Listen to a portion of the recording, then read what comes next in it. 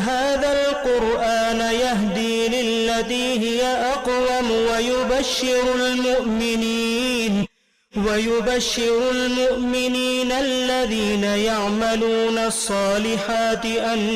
لهم أجرا كبيرا۔ بسم اللہ الرحمن الرحیم۔ سورہ بنی اسرائیل کی آیت 85 سے آج ہم آغاز کر رہے ہیں۔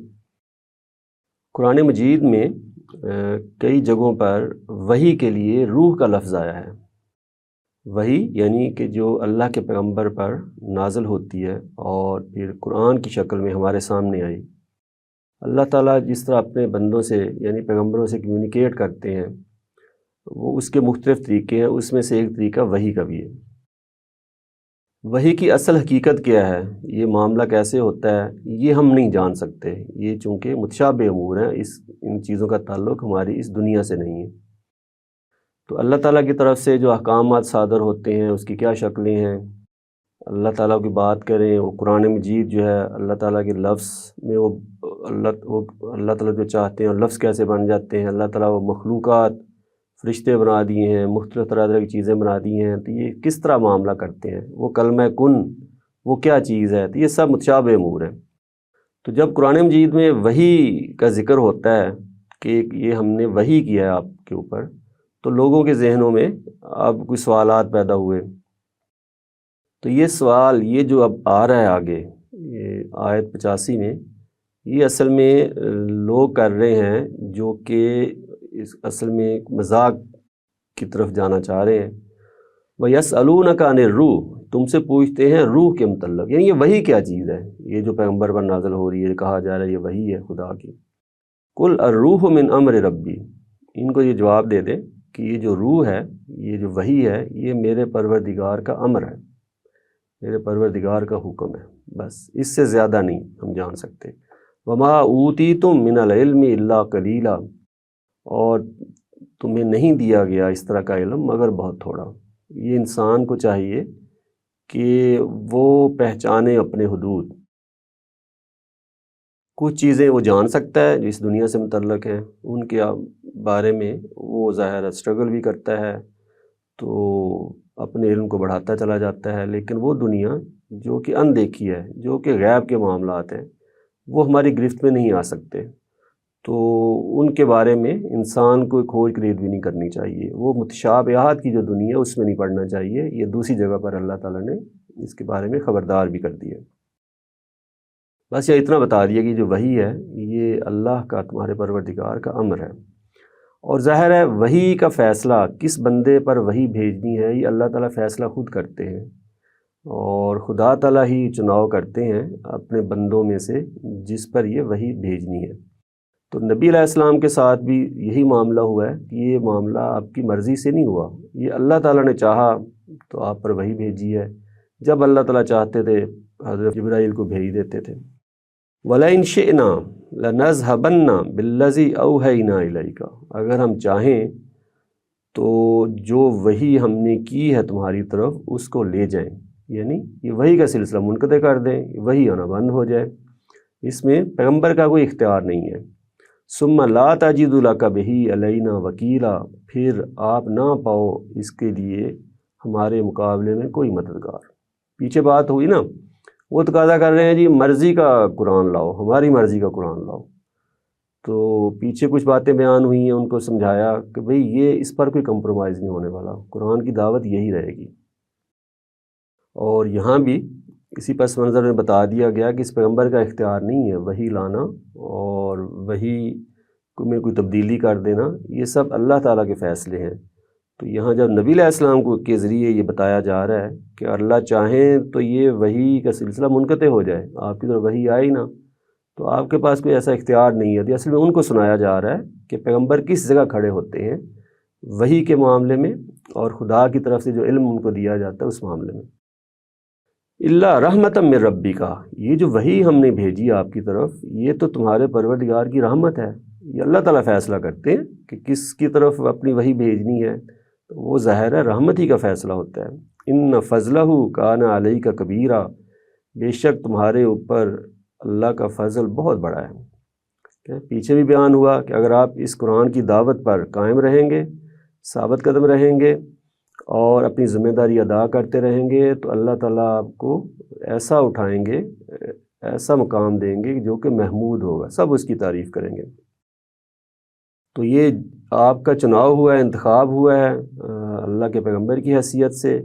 فیصلہ ہوا کہ آپ کو پر وحی نازل کی جائے گی، تو یہ مذکور ہے اب کہ یہ اللہ کا بہت بڑا فضل ہے آپ پر۔ کل، اب آپ اعلان کر دیجئے، لئن اجتمعت الانس والجن،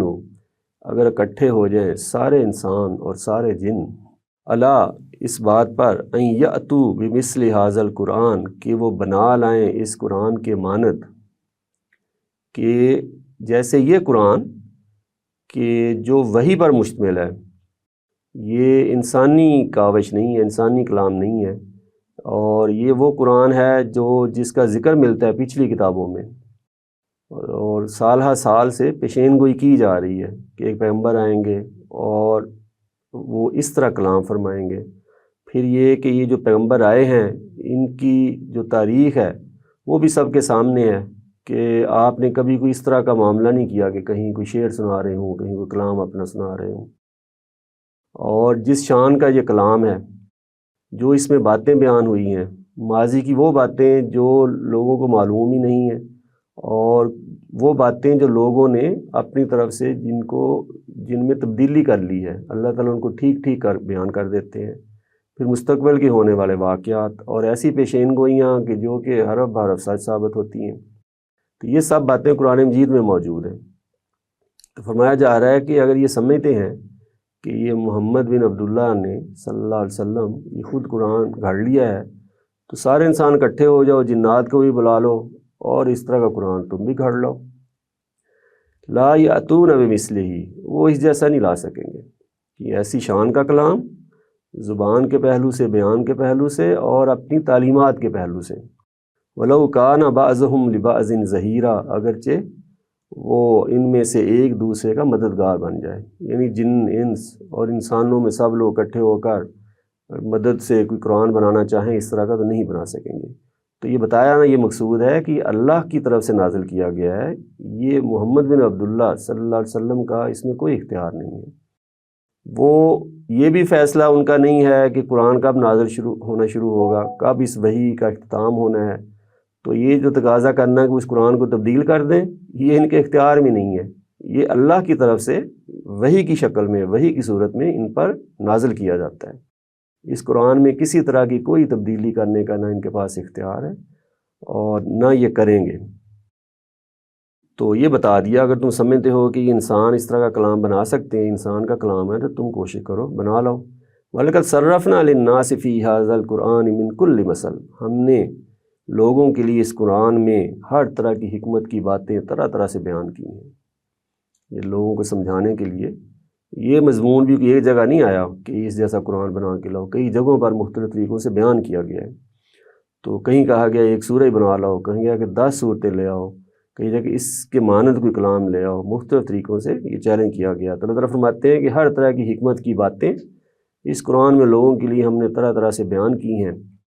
فَأَبَى اکثر الناس الا کفورا، لیکن لوگوں نے کیا کیا، اس کے باوجود وہ انکار پر ہی اڑے رہے ہیں۔ جو نہیں ماننا چاہتے، جنہوں نے فیصلہ کر رکھا ہے کہ ہم نے یہ حق بات کو نہیں ماننا، وہ حق بات جس شکل میں بھی سامنے آئے گی، بہترین شکل میں بھی سامنے آئے گی، تو لوگ اس کو ماننے کے لیے تیار نہیں ہوں گے۔ وقالو، انہوں نے کہہ دیا، لن نؤمن لک حتی تفجر لنا من الارض ینبوعا، وہ کہتے ہیں ہم نہیں مانیں گے، یہ جو قرآن بات ہم سے کہہ رہا ہے، ہم آپ کی بات نہیں مانیں گے، یہ توحید کی بات یا قرآن جس کی طرف ہمیں بلا رہا ہے، اس وقت تک جب تک کہ آپ زمین سے ہمارے لیے کوئی چشمہ نہ جاری کر دیں، یعنی حسی معجزہ دکھائیں، جیسے حضرت موسیٰ علیہ السلام کے زمانے میں ہوا کہ آپ نے وہ چٹان پر جو اپنا عصا مارا اور 12 چشمے نکل آئے۔ تو کوئی اس طرح کا معجزہ دکھائیں ہمیں کہ ہمیں یقین آئے کہ آپ واقعی خدا کے پیغمبر ہیں۔ او تکون لک جنت من نخیل، یا آپ کے پاس کی کھجوروں کا ایسا باغ ہو، وعنب، اور انگوروں کا، فتفجر الانہار خلالہا تفجیرا، کہ اس کے بیچ میں نہریں بہہ رہی ہوں، اچھی طرح رواں دواں نہریں بہہ رہی ہوں، کہ آپ پتہ چلے کہ بھی اللہ نے آپ کے ساتھ خصوصی معاملہ کر کے کوئی اس طرح کا باغ آپ کو عنایت فرما دیا ہے کہ پتہ چلے کہ اللہ تعالیٰ کے ساتھ آپ کا تعلق ہے اور اللہ نے آپ کی یہ خاص یہ معاملہ کیا ہے۔ او تسقط السماء، یا آسمان ہم پر نہ گرا دو، کما زعمتا علینا کسفن، جیسا کہ آپ یہ ہمیں ڈرا رہے ہیں، آپ یہ کہہ رہے ہیں کہ یہ آسمان جو ہے اگر عذاب آئے گا تو وہ عذاب کسی بھی شکل میں آ جاتا ہے، آسمان سے آ سکتا ہے، زمین سے آ سکتا ہے، کہیں سے بھی آ سکتا ہے، تمہارے اندر سے آ سکتا ہے، تو یا پھر یہ آسمان ہم پر اس کے ٹکڑے ٹکڑے ہم پر کر کے گرا کے دکھائیں۔ او تأتی باللہ والملائکۃ قبیلا، یا اللہ کو لے کر آؤ اور فرشتوں کو ہمارے سامنے، یعنی کہ ہم دیکھیں کہ جس اللہ کی آپ دعوت دے رہے ہیں کہ وہ اللہ کو ہم دیکھیں، وہ فرشتے آئیں، اور خدا کا عذاب کہیں ڈرایا جا رہا ہے کہ اللہ آئیں گے، اللہ کے فرشتے آئیں گے، عذاب آ جائے گا، تو وہ بے شک ظاہر نظر نہ آئے لیکن وہ سامنے وہ صورتحال آئے تو سی نا کوئی نشانی حصی طور پر۔ او یکون لکا بیت من زخرف، یا جب تک تمہارا کوئی سونے کا گھر نہ ہو ہم نہیں ماننے والے۔ او ترقا فی السماء، یا تم آسمان کے اوپر جب تک ہمیں چڑھ کے نہ دکھاؤ، یعنی کہ آسمان کے اوپر ہمیں چڑھ کے دکھاؤ۔ وَلَن نُؤْمِنَ لِرُقِيِّكَ حَتَّى تُنَزِّلَ عَلَيْنَا كِتَابًا نَقْرَؤُهُ، اور ہم نہیں مانیں گے تمہارا اگر تم نے چڑھ کے دکھا بھی دیا تمہارے اس چڑھنے کو، یہاں تک کہ تم آسمان سے ہمارے لیے کوئی ایسی کتاب نہ لے کر آؤ جس سے ہم خود پڑھ سکیں، جو لکھی ہوئی ہماری نظروں کے سامنے ہو۔ قُلْ سُبْحَانَ رَبِّي، ان سے کہہ دو کہ میرا پروردگار پاک ہے، حل کنت الا بشر رسولا، کہ میں تو صرف ایک بشر رسول ہوں، کہ تم لوگوں نے میرے بارے میں کیا سمجھ رکھا ہے، مجھ پر جو وحی آئی ہے یہ اللہ کا فیصلہ ہے، اب کب فرشتے نے آنا ہے کب نہیں آنا ہے یہ اللہ کے اختیار میں ہے، اس نے کوئی نشانی دکھانی ہے، معجزہ دکھانا ہے، سب اس کا اختیار ہے، میری ذمہ داری ہے کہ جو پیغام مجھ تک پہنچا ہے اس کو لوگوں تک پہنچا دوں۔ تم لوگ مجھ سے کیا تقاضے کر رہے ہو، تم مجھے کیا سمجھ رہے ہو کہ میرے پاس ایسے کوئی اختیار نہیں ہے، میں تو ایک بشر ہوں جس کو رسول بنا دیا گیا ہے۔ وما منع الناس ان يؤمنوا اذ جاءهم الهدى الا ان قالوا ابعث الله بشرا رسولا، اللہ تعالیٰ فرماتے ہیں کہ لوگوں نے، وہ اس سے پہلے بھی جنہوں نے انکار کیا ہے، وہ کیوں نہیں مان لائے پیغمبر پر، جب ان کے پاس ہدایت آ گئی، وہ کتابیں لے کر آئے، نشانیاں لے کر آئے، لیکن انہوں نے کہا کہ بھی یہ کیا بات ہوئی، اللہ نے ایک انسان کو رسول بنا کر بھیج دیا، یعنی انسان کو اپنا نمائندہ بنا کر بھیج دیا، ہمارے اندر ہی سے کسی انسان کا انتخاب کیا اور اس کو رسول بنا دیا۔ قل لو کان فی الارض ملائکہ، ان سے کہو کہ اگر زمین میں فرشتے ہوتے، یمشون مطمئنین، اس میں چل پھر رہے ہوتے اطمینان کے ساتھ، یعنی اگر یہاں کے باشندے فرشتے ہوتے تو پھر کیا ہوتا، نزلنا علیہم من السماء ملکا رسولا، تو ہم ان فرشتوں کے لیے آسمان سے کسی فرشتے کو بھیج دیتے رسول بنا کر۔ بھئی انسانوں کے لیے تو انسان ہی رسول آئیں گے نا، تو فرشتوں کے لیے فرشتے ہوتے تو فرشتے کو رسول بنا کر بھیج دیتے، کیونکہ وہ تقاضا کر رہے ہیں کہ کسی فرشتے کو کیوں نہیں بھیجے ہماری طرف۔ کل کہہ دو کفا باللہ شہیداً بینی و بینکم، ان سے کہہ دو کہ اللہ میرے اور تمہارے درمیان گواہی کے لیے کافی ہے، کہ اللہ نے یہ فیصلہ کیا ہے، اللہ نے مجھے رسول بنایا ہے، وہ کسی اور کوئی اس کا اعتراف کرے، اقرار کرے یا نہ کرے، یہ اللہ کی گواہی کافی ہے کہ میں اس کی طرف سے رسول بنایا گیا ہوں۔ انہ کان بعبادہ خبیرا بصیرا، یقیناً وہ اپنے بندوں کو جاننے والا ہے، ان کو دیکھنے والا ہے۔ ومن یہد اللہ فہو المہتدی، اور جس سے اللہ ہدایت سے بہرہ یاب کرے، فہو المہتدی، تو وہی ہدایت پانے والا ہوگا۔ ومن یضلل، تو جس سے وہ گمراہی میں ڈال دے، فلن تجد لہم اولیاء من دونہ، تو تم نہیں پاؤ گے ان کے لیے اس کے سوا کوئی مددگار۔ تو یہ اللہ تعالیٰ ایسے نہیں کرتے، وہ جو ہدایت لینا چاہتا ہے وہ ہدایت کی راہ پہ ڈال دیا جاتا ہے، اور جو گمراہی کی طرف بڑھتا ہے اللہ اس کو گمراہی کی طرف جانے دیتے ہیں، زبردستی معاملہ کسی کے ساتھ نہیں ہوتا۔ وَنَحْشُرُهُمْ يَوْمَ الْقِيَامَةِ عَلَىٰ وُجُوهِهِمْ عُمْيًا وَبُكْمًا وَصُمًّا، اور ہم ان کو اکٹھا کریں گے قیامت کے دن اس طرح کہ اب ان کے منہ کے بل ان کو گھسیٹا جائے گا، اور وہ اندھے ہوں گے، گونگے ہوں گے اور بہرے ہوں گے۔ مأواہم جہنم، ان کا ٹھکانہ جہنم ہے، کلما خبت زدناہم سعیرا، جب کبھی بھی اس کی دوزخ کی جہنم کی آگ دھیمی ہوگی ہم اس کو مزید بھڑکا دیں گے، بھڑکتی آگ بنا دیں گے، ذالک جزاؤہم، یہ ان کا بدلہ ہے، بِأَنَّهُمْ كَفَرُوا بِآيَاتِنَا، کیونکہ انہوں نے ہماری آیتوں کا انکار کیا۔ وہ قرآن جو وحی ہے خدا کی طرف سے، اور خود خدا نے فیصلہ کیا کس بندے پر بھیجنا ہے، اور جس کے بارے میں کہا ہے کہ اگر یہ تم سمجھتے ہو خدا کا کلام نہیں ہے تو ایسا کلام پیش کرو، ان آیتوں کا انہوں نے انکار کیا۔ وقالو، اور کہا، اذا کنا عظاما رفاتا انا لمبعوثون خلقا جدیدا، کہ جب ہم ہڈیاں ہو جائیں گے اور ریزہ ریزہ ہو جائیں گے تو پھر ہم کیا نئے سرے سے اٹھا کر کھڑے کیے جائیں گے؟ یعنی ہڈیاں ہو گئے، ریزہ ریزہ ہو گئے، مٹی میں مل کے مٹی ہو گئے، تو دوبارہ کیسے ہم زندہ ہو جائیں گے؟ اولم یروا ان اللہ الذی خلق السماوات والارض، انہوں نے دیکھا نہیں، اس پر غور نہیں کیا کہ اللہ تعالیٰ نے جس نے پیدا کیا آسمانوں کو اور زمین کو، بھئی کچھ بھی نہیں تھا، زمین و آسمان بنا دیے اور انسانوں کو بنایا پہلی دفعہ، تو وہ دوبارہ لوگوں کو نہیں بنا سکے گا؟ وہ قادر نہیں ہے الا ان یخلق مثلہم، کہ وہ ان جیسوں کو پیدا کر دے، ان جیسے پیدا کر دے، دوبارہ ان کو اٹھا کھڑا کرے۔